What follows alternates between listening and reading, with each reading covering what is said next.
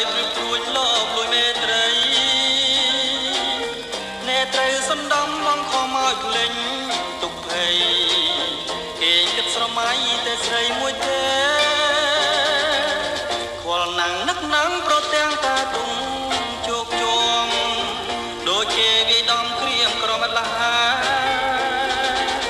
ទោះខំកាត់ចិនក៏ឥតបានផលអ្វីដែរនៅតែនឹកស្នេហ៍រាល់ថ្ងៃតើធ្វើមិនដេញនឹងភ្លេងទាំងមានមុនស្នេហ៍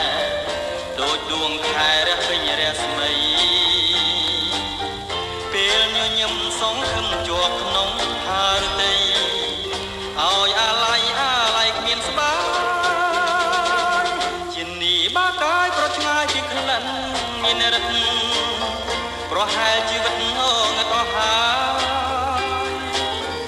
ស្គាល់តែទុំសុកសល់សោះសូនអូនអើយអស់បានយល់ត្រើយនៃក្នាយវាសនា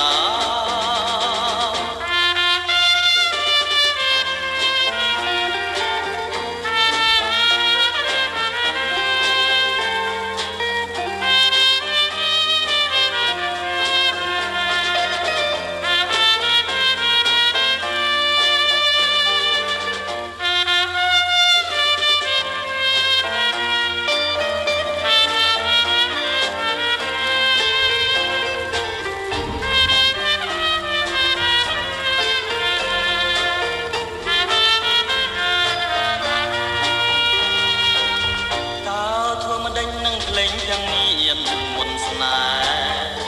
ដោយដួងខែរះពេញរស្មីពេលញញឹមសងខឹមជាប់ក្នុងហារតី